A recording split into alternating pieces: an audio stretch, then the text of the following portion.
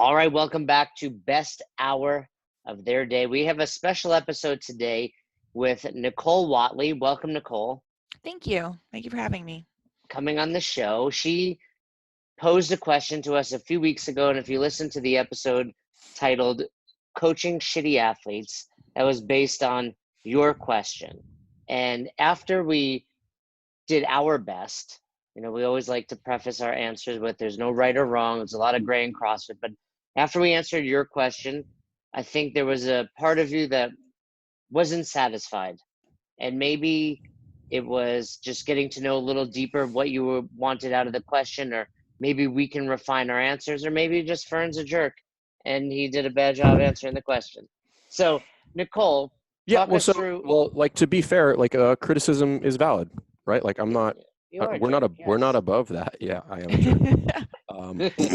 So we thought it was, Jay, I'll let you kind of lead into that, but there was, I'm not afraid to say, there was a little criticism there, and it's it is what it is, so let's talk about it, because I think it can be cleared up with regard to, kind of how, Nicole, how you felt, at least from what I got from the response. So hopefully we can talk through it, I think.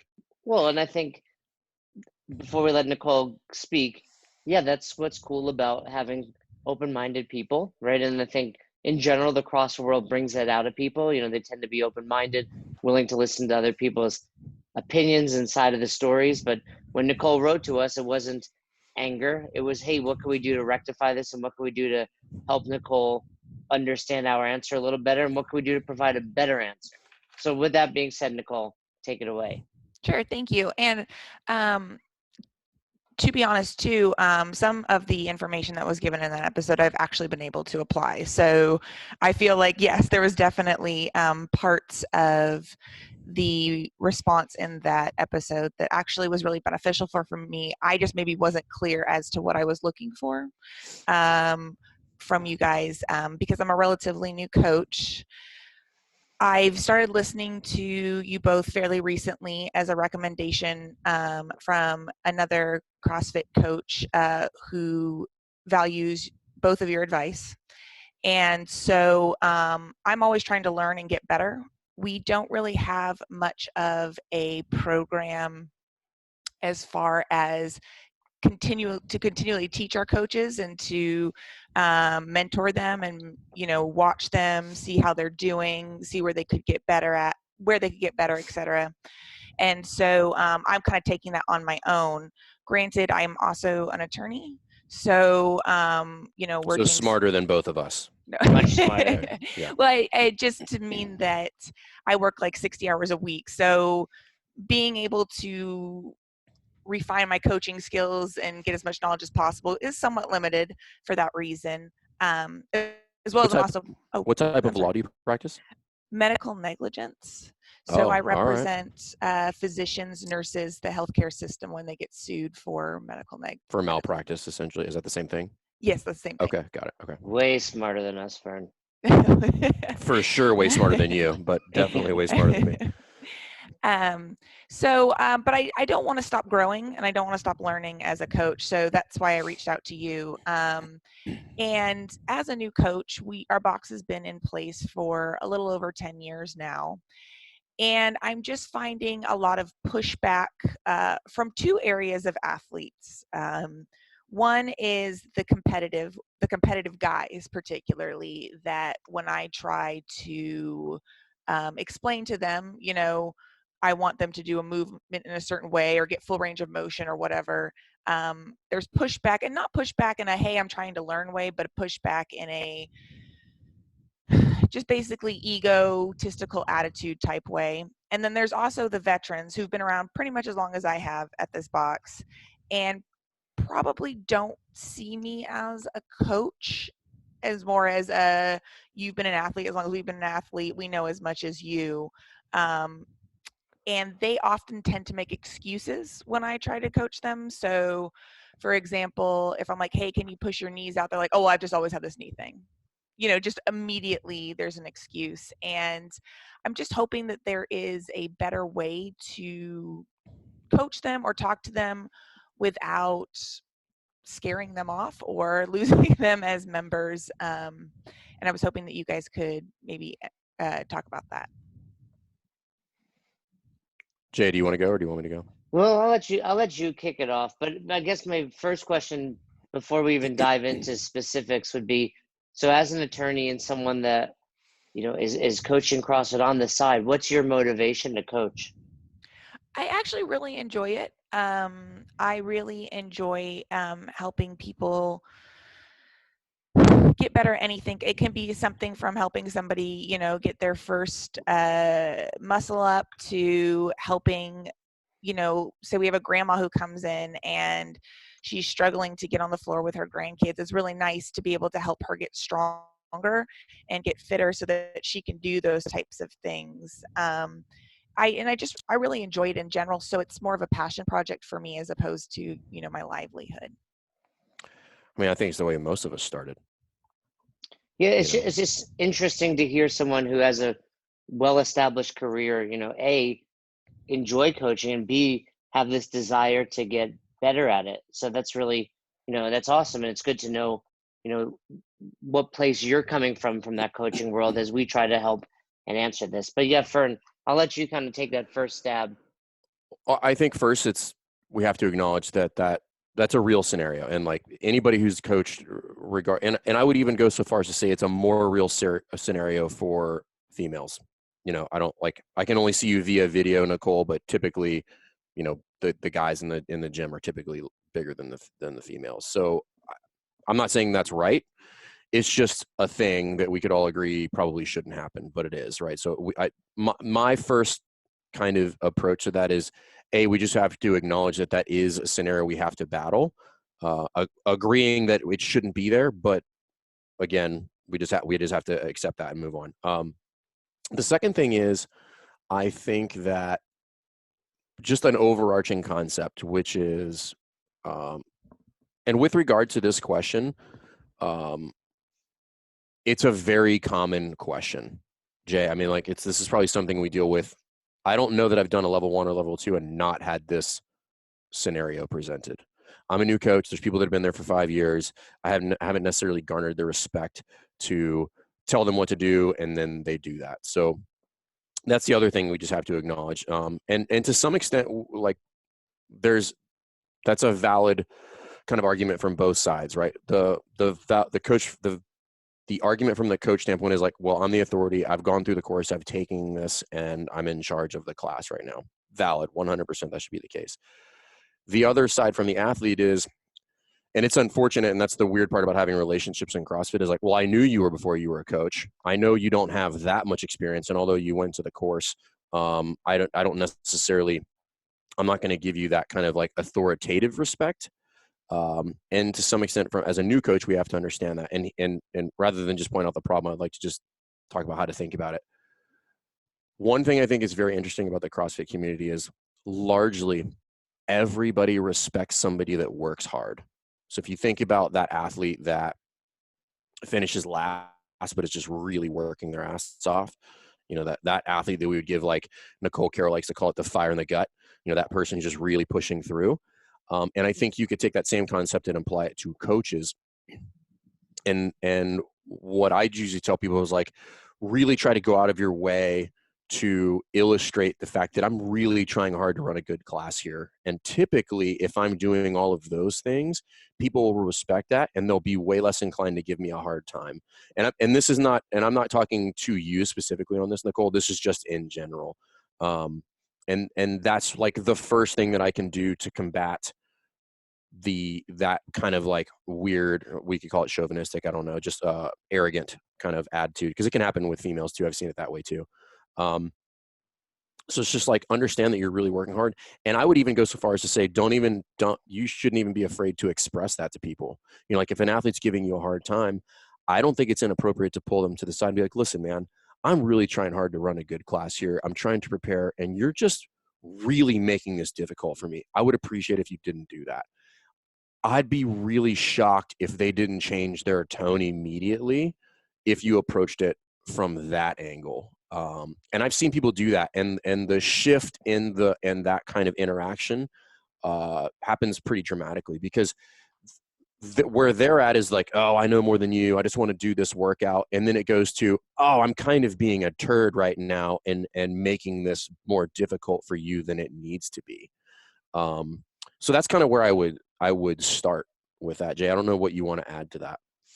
No, I think it's a really common phenomenon. I mean, to the point where anyone that's taken a level 1 delivered by Chuck Carswell as the flow master typically opens up Sunday with a Q&A session, and he opens it to the participants, and inevitably the questions slow down, or Chuck will just turn to the female trainer. Typically it was Jenny Orr. We worked together a lot of times, and there would be this question posed to her just to show people that, hey, this is a real scenario. And I think something, Nicole, that whether you're male or female, you know, as a new coach, you're potentially going to deal with, especially when you're not coming from the athlete background. And what I mean by that is you're probably super fit, Nicole. You know, Fern is clearly, I mean, we all know how fit he is, Division I basketball player. So moderately fit these days. It goes without saying. But, you know, I've had my struggles as well, where it's like you have that kind of, what's that term? Like imposter syndrome almost, where, you know, I'm not really great at this thing. You're better, but I have to coach you. But that's where, like Fern says, it comes down to the knowledge. It comes down to everything that we do outside of the class, showing people, hey, I'm trying to give you something really spectacular here. Nicole, can I ask you a question? Yeah. How would you describe yourself as a lawyer? What's your temperament from a, do you do trial law, or is a lot of this stuff going to be settled out of court, or? A lot of it's litigation. So it, you know, with the intent of possibly going to trial, but it genuinely doesn't. It doesn't usually go to trial for various reasons. So I wouldn't say I could give you much of an answer in the way of what I'm like in trial, but I genuinely just try to be an easygoing, pleasant attorney, because we work in a small community and everybody sees each other constantly, and you never know, that person might be, you know, that attorney might be having a difficult time getting it together. And so we always afford, you know, kindness towards them, because we never know when we're going to need it back. That's fair. I just wasn't sure if you'd spent a significant amount of time in a courtroom or in depositions and stuff like that. And the reason I ask is, number one, I think we could all agree that you've learned way more information and way more difficult things than CrossFit.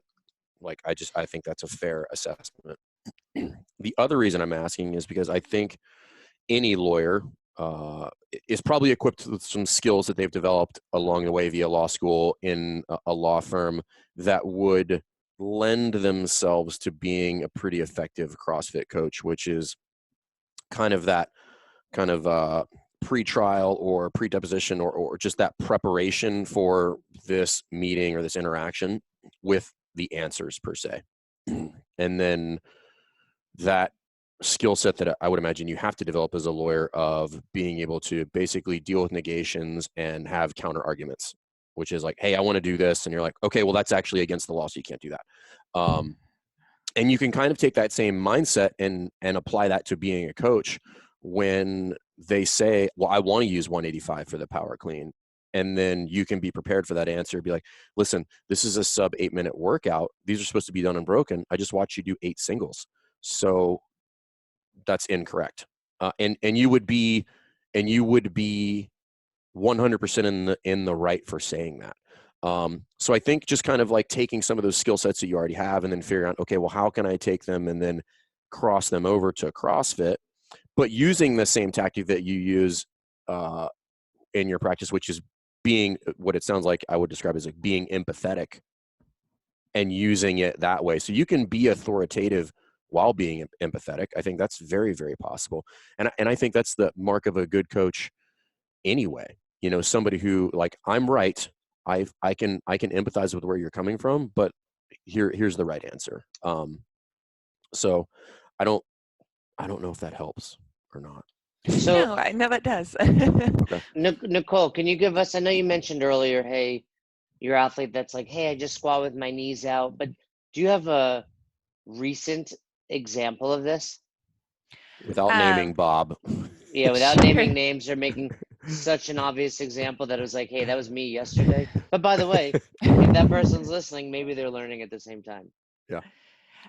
Sure. So I can think of a couple examples. One is actually just yesterday, there was some knees to elbows in the workout, and I was trying to tell an athlete she's sort of a veteran. She was with us for a few years in the beginning.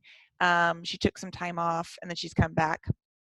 And I was like, hey, trying to just get her to swing her legs back rather than just stop her feet at the ground every single rep to be more efficient. And she's like, I've just never been able to do it.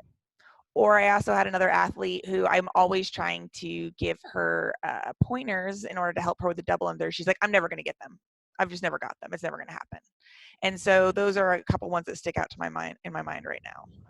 So here's what I hear with those. While they're being combative, I also think there's room there to improve the relationship and improve the coaching. Those aren't, in my opinion, and again, it's third person word of mouth type of thing. But from what my experience in coaching is, when you're getting that type of combativeness that I can't do it, I've never been able to do it, that's coming from a place of, lack of self-esteem in this. And maybe this is your opportunity as a newer coach, as a younger coach, and as a female to be that person that's like, hey, I remember I struggled with this too. Because maybe there are other coaches at your box that are like not empathetic. I talk about it. I'm sure you've heard of the book Best Hour of Their Day, Nicole. I'm sure you have plenty of copies just floating around. There's a lot of extra copies floating around. Sure. Stocking stuffers, just random people giving out books. But, I talk about it in one of the chapters where my coach, Matt, we call it Simple, Complex, Simple. He the very first day I worked with him, he had muscle ups. And then he's coaching somebody the muscle up and he's getting frustrated because like, just do this. Just pull yourself over the rings. Where I can be like, oh man, I struggled. My rings were broken. I couldn't even do muscle ups, but I had to work on the false grip and this and that. So could be that kind of opportunity. What do you think about that? No, that actually sounds really good. And I actually like the idea of looking at it from it's more of an insecurity and perhaps, they don't feel comfortable, and finding a way to empathize with them is something that I feel I'm personally good at. So that's actually a really great way to approach it. Yeah. And don't get me wrong. You're bringing up one example and I'm sure you have those other. It's experienced as Fern is, myself included. I mean, I'm sure there are times at level one's Fern where you're coaching the small breakout group and you get pushback. Yeah, I mean, admittedly, it does happen a lot less now, and I don't think that's because I think that's just because like the more you do it, the more skilled you become at just avoiding the scenarios altogether. So like not even going down the road of beginning to have that interaction. And I'm constantly aware of that. If I start to pick up even the slightest sense of pushback or somebody's getting a little grumpy, I will try to find different ways around that to either try to connect with that person or give them the pat on the back about something. And going back to the insecurity thing, I mean, I do think it's worth noting. I mean, like, I think it's worth noting that there's a lot of guys who would be insecure with simply getting coaching from a female with no other context. Like, doesn't even matter. There are just guys who that would make them wildly uncomfortable. If they were completely in the wrong, if they're squatting with their knees together on their toes and you walked up and you said, hey, drive those heels down and push your knees out, they would be like, wow, I mean, this is just the way I squat. And I'd be like, that's ridiculous, I do think what you can do in some of those instances, and what I've learned over the years, is I can either use my own experience. Sometimes that's not good, right? Going back to Jay's example earlier, if my experience was that I did not struggle with that, then I'm probably not going to use that experience. But the more you coach, you'll have other people's experiences to use kind of as your own. And for that athlete who's not maybe pulling their feet back behind the bar for the toes to bar, maybe that was you, maybe it's wasn't. So if it was me, I could use, hey, when I started stringing these together was when I started pulling my feet back. Or maybe avoid that altogether and say, hey, you see Mary Lou over there who's stringing those together? She had the same issue, and we worked with just pulling those feet back behind the bar, and all of a sudden she started swinging them together. And typically I find that scenario to be more effective than my experience versus your experience, because that can sometimes lead to a little animosity. So I typically like to try to pull the experience of another athlete, because there's no friction there. Because if we're having the conversation, there might already be some friction. I don't want to add that weird friction of I've got it now and I know better and show you. So I just try to kind of avoid that, because depending on how you word it, it can, and we've all messed this up at some point. Like you can come off as, and when I say you, I mean me, you can come off as pompous when you say it, just by accident. Be like, well, I've got them and I do it this way. And you're like, oh, maybe that wasn't the best way to word that. So try to use somebody else in the class who maybe has gone through the same thing, because people in the CrossFit community, they're greedy. They want it. Like, we can all agree they don't actually not ever want to get toes to bar. Like, that's not a thing. So, how do I start to entice them with other people's success stories, and let them know that I'm here to help, not here to judge them per se. Cool. Nicole, with all of that being said, what are some of the things that you were able to do to improve after listening to the first episode?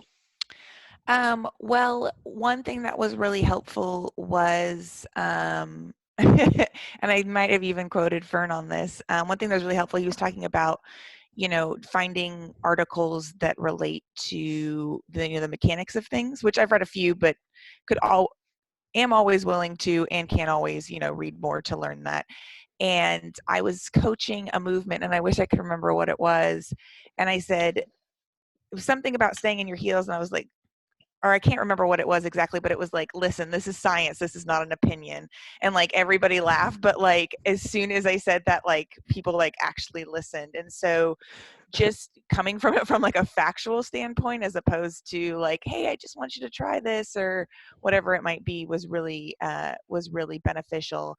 Another thing that I extrapolated from that episode, we have a little mini notes session that we can read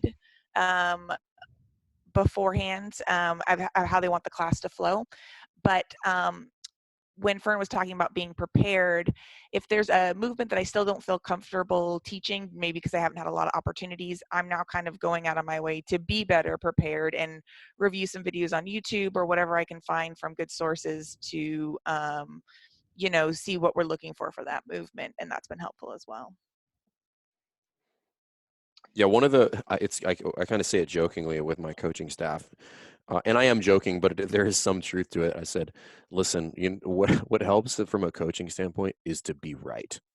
Like that's like the ultimate, just like it would be if you're a lawyer, be like, hey, you know what really makes this good is if I'm right, and if you can do that without rubbing it in people's faces, and admittedly, over the years I've had to temper this where like I'll coach something, it will kind of blow up in the athlete's face and I'll be right. And I will have resisted basically going through the, I told you so. Like they get it. So I don't need to rub it in, because if I rub it in, now I've lost the opportunity to make a connection. I'll just kind of let them come back to me and say, hey, you were right. And then I'll follow up with something to the tune of, listen, I just want you to be better. I'm not here to like, make your day miserable. I'm trying to make it the best hour of your day, not the worst hour of your day. So if I'm telling you that, it's because I want you to improve your movement. It's because I want you to PR your back squat, or I want you to get those toes to bar and string them together. Not just because I'm out here just like enjoying, yelling at people. So, Nicole, based on what we put out in that original episode, what are some of the other things that you thought we could have presented better when talking about this? Or do you have any other questions for us in improving this?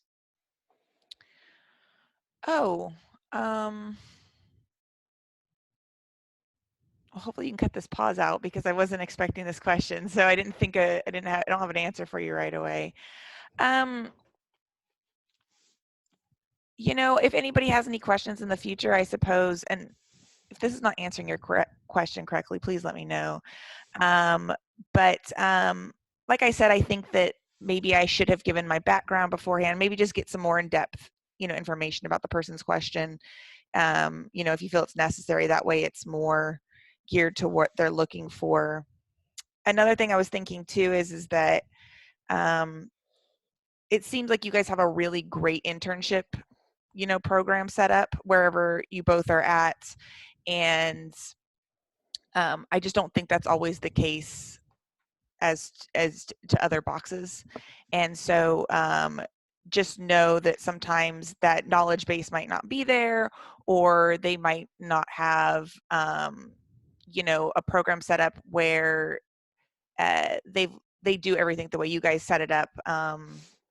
We have a few things that you guys have talked about. We have, we brief the workout at the whiteboard. I listened to that episode, and we've been doing that for a while, and we sort of have some notes up on, that the coaches can review, but definitely sounds like you guys have a way better setup. And I don't think everybody has that opportunity. They don't get to come in as knowledgeable as maybe some of your guys' coaches do. I mean, I think that's fair. And I think we're both pretty aware of that, just based on the number of coaches that we talk to and the at seminars, and then the questions that we get.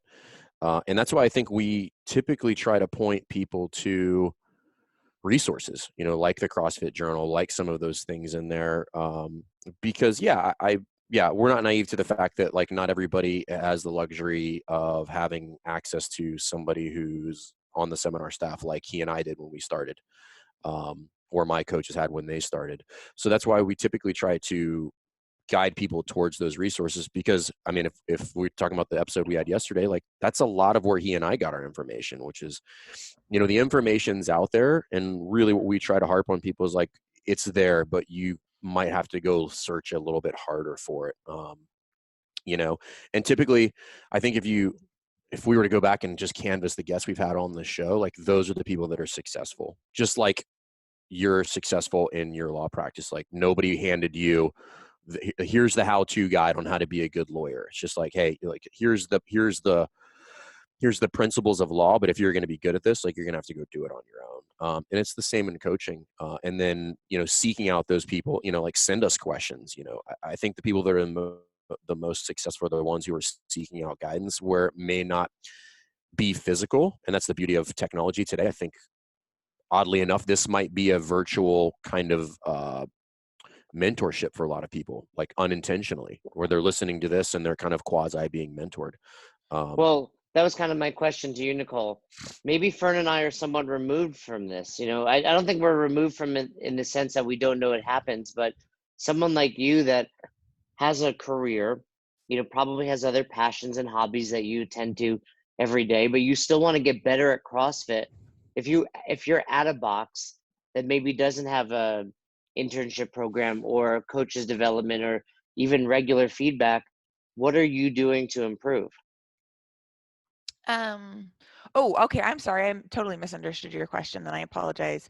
No, that was very different than my previous question. Oh, okay. Basically for one, I listen to your guys' podcast. That's one thing that I'm trying to learn how to improve on. I started from the beginning, actually, so I haven't listened to yesterday's podcast. I'm still towards the earlier ones, but even just listening to like your sumo deadlift high pull episode was really beneficial.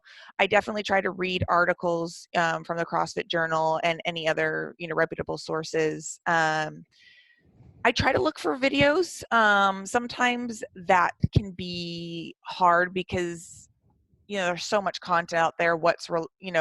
Who's a reputable source and who's not, if it doesn't have the CrossFit name attached to it. And I've also have a couple coaches in my life, one who's not at our box and one who is at our box, that I try to ask questions and get feedback from when I feel like I'm struggling in an area at teaching something, and get cues and recommendations from them. Yeah, I mean, I think that's kind of the challenge out there. There's 15,000 affiliates. How many of them are putting the effort into developing their coaches? So it's a struggle for you then to have to come into your box without feeling the confidence as a coach and then coach these more experienced people. So obviously part of it is on box owners that if they're listening, you need to be actively engaging your coaches and trying to develop them.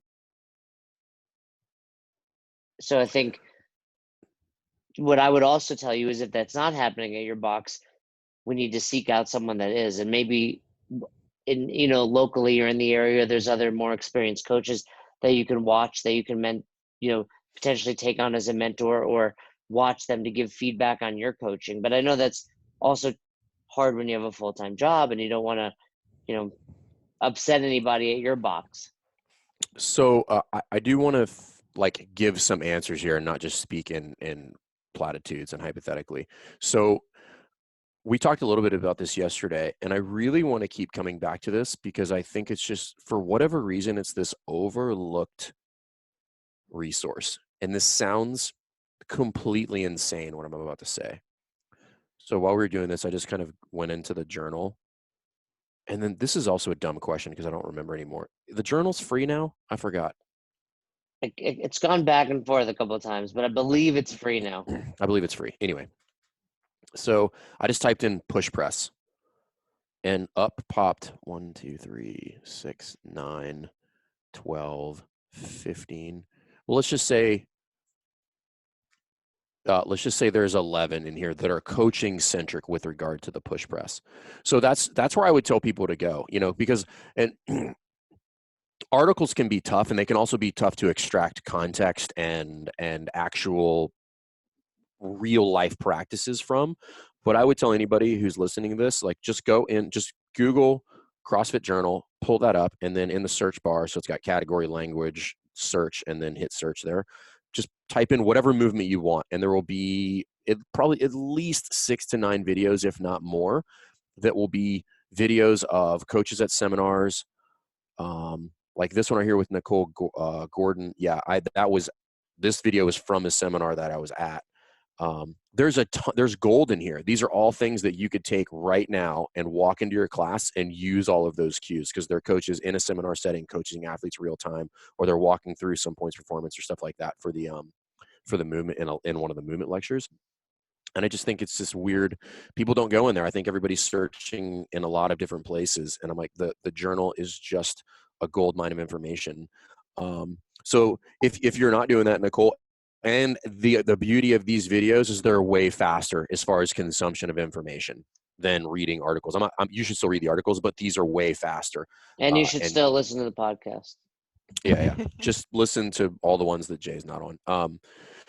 So that's what I would do first, honestly. And then you can just go and you can steal from those coaches. Like I'm looking at this series of videos. So Sarah Wilkinson, Flow Master, Leah Pulaski, Flow Master, Brett Fjord. Who's this? Nicole Gordon. I think so some great articles up on the journal, I think. Yeah, Doug Zakaris. Yeah, I mean, a lot of stuff, man. I mean, a lot of what we're saying to you, Nicole, and I know, again, we're hoping that it answers your question, is just gaining that confidence through being a more experienced, more knowledgeable coach. And I think part of it is, the last thing we can add to it is just being stern when those people are being combative. I know it's not always easy, but no different than, if you were getting pushed around in the courtroom, you'd probably, come right back at somebody, regardless of, size, gender, ethnicity. It wouldn't matter. You'd be like, no, I know this shit. I'm right. And it's got to be the same way at the box. Like, putting fitness aside, hey, you may have more pull-ups than me, but that doesn't mean I'm not smarter than you about the pull-up. Same with what you do, right? Malpractice. I'm sure some of the people you deal with might know more than you about little things and be better at aspects of it, but you're the boss. Can I ask you one more question before we, I guess, sign off? Sure. Absolutely. Sure. So some other advice I was given was that, well, if those people just don't want to be coached, then don't coach them. And that kind of didn't sit well with me, because I thought in my head, these people are paying a lot of money to get, not personal training, but personalized training, getting this feedback. That's what I've always learned, why CrossFit, is a little bit more than just a typical Globo gym, because, that's what you're paying for. And I wasn't sure if that's some advice that I should take to heart, or if that's something that I should just ignore and continue on anyways. Jay, you already know where I stand on this. No, I mean, I think we're both going to tell you the same thing. You Yeah. can't just tell, oh, you don't want to be coached. I mean, there's an aspect to it where you just maybe you have to change your angle, change the approach of what you're doing. But I would never say, let's stop coaching that person. It would be, I don't know what to equate it to, what analogy to use, but it would be like someone else is wrong, so you're not going to do that anymore. Where no, that's just it's my responsibility to show him or her what's right. And as a coach, it's like the Hippocratic Oath, right? We have to help these people. I also don't think that's true, meaning they don't want to be coached.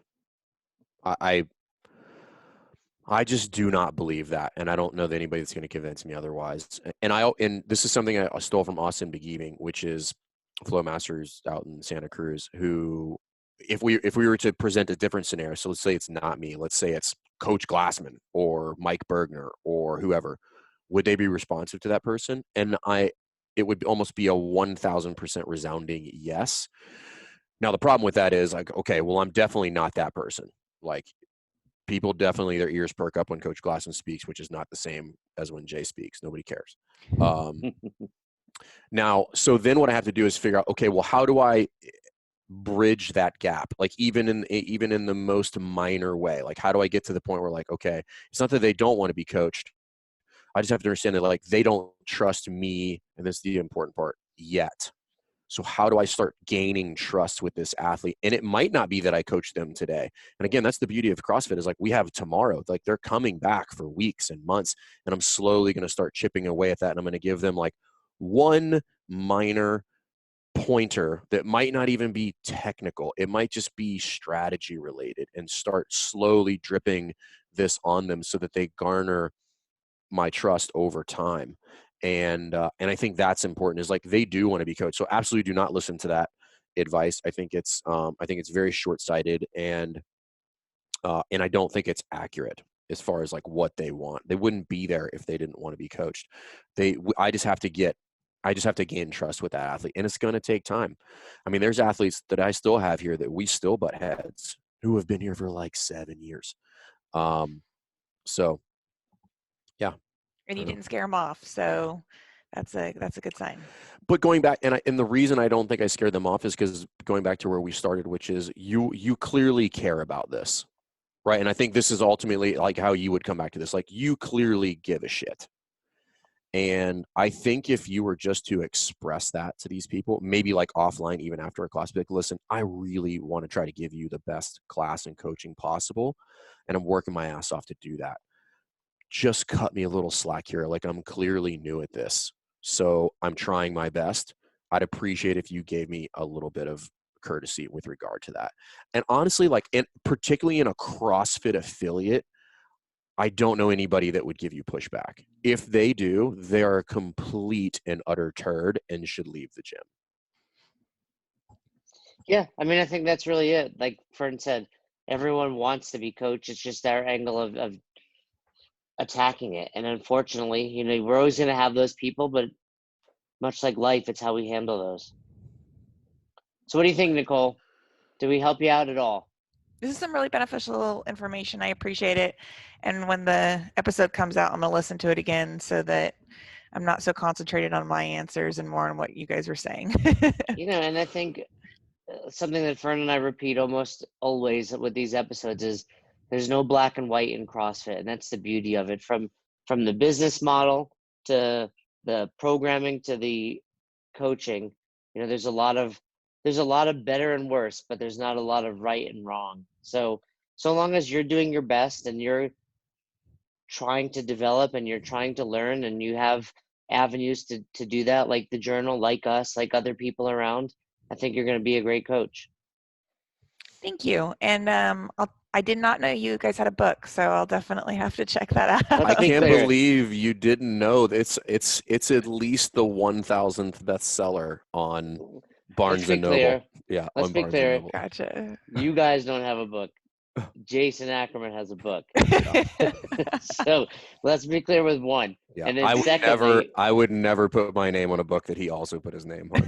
It's I think your name is on it, by the way. It actually is on it. Yeah, I definitely regret that now.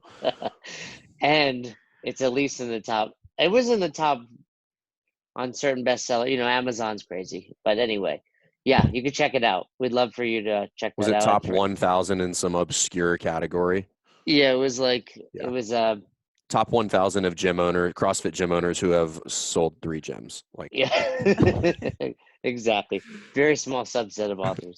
But anyway, Nicole, it's been a pleasure having you on here. And for anybody listening, this is enjoyable for us. This is why we do it. It's not just about answering the questions, but having this ability to have a follow-up. Everyone's open-minded. We're all just trying to help each other. The world seems to be falling apart right now, and we don't need to add to it. No. Well, thank you guys very much. I really appreciate your open-mindedness and just willing to hear my questions and give me some really great advice. So thank you. And thank you for the feedback. And we mean that very seriously.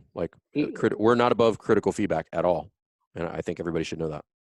Thanks. Yeah. I mean, something we've never talked about is, this idea of feedback on your feedback.